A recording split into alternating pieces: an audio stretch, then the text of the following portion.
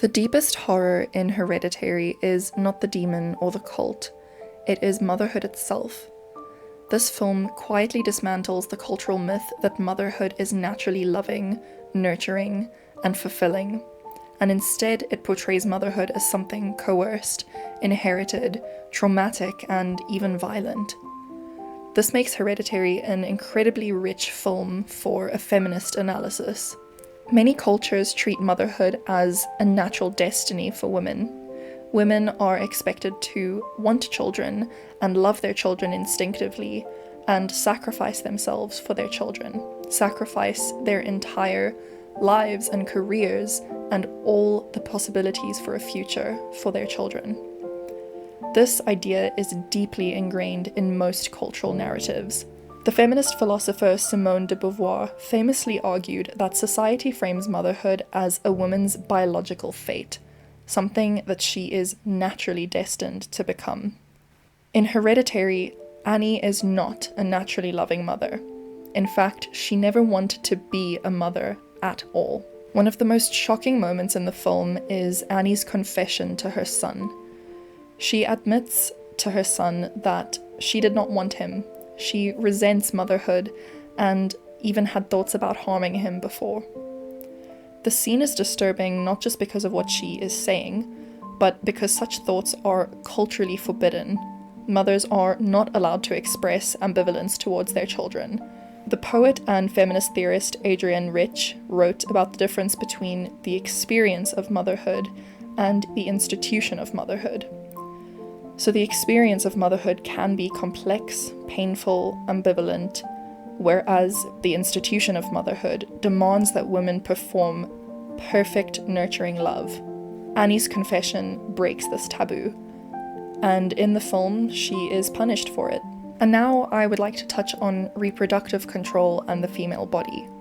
So one of the most deeply disturbing elements of this movie, to me at least, is the fact that Annie's body is used as a reproductive instrument. Her mother, Ellen, belongs to a cult who is attempting to summon the demon Payman. So this cult manipulates Annie's life so that she will produce a male host for the demon. Her reproductive choices are thus never truly her own, and her body has become a site of control.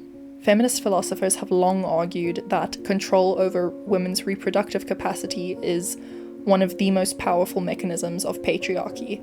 In fact, radical feminists believe that sex-based oppression is the foundational oppression, largely because of women's capacity for reproduction. For this reason, there are several ways in which you could read this movie as connecting to ideas about reproductive autonomy, bodily control, and the politics of childbirth and motherhood.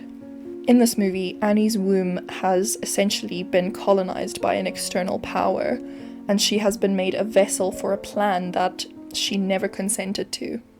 Another terrifying element of this movie is that Annie's relationship with motherhood is itself inherited.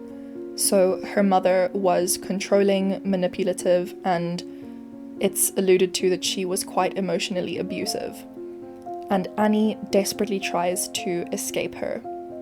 But she ultimately reproduces the same patterns with her own children. This reflects the psychological idea of intergenerational trauma, but it also resonates with feminist critiques of motherhood as a social system. So motherhood is not just biological reproduction, it's the reproduction of social roles and expectations associated with motherhood and womanhood in general. Women inherit models of motherhood from their own mothers, and these models often carry trauma. So in this way, the title, Hereditary, doesn't just refer to the supernatural possession that is passed down in this family, but also to the inheritance of maternal roles and the wounds associated with these roles. One of the most striking aspects of Annie's character is her rage. Female anger is historically treated as something monstrous. Women are expected to be gentle and nurturing and emotionally controlled at all times. And so when Annie expresses rage, especially towards her son, It is something horrifying. But this horror says more about cultural expectations than it does about Annie herself. Her rage may actually be the most honest reaction to her situation. If you think about her situation, she has just lost her daughter, she has inherited an extremely traumatic family history, and she has been manipulated her entire life. So her anger becomes terrifying because it disrupts this idealized image of the selfless, nurturing mother. I read possession in this film as a metaphor for maternal identity.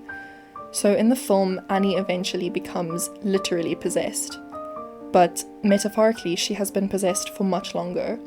She is possessed by her mother's influence, her family's legacy, the expectations of motherhood, and the family structure itself.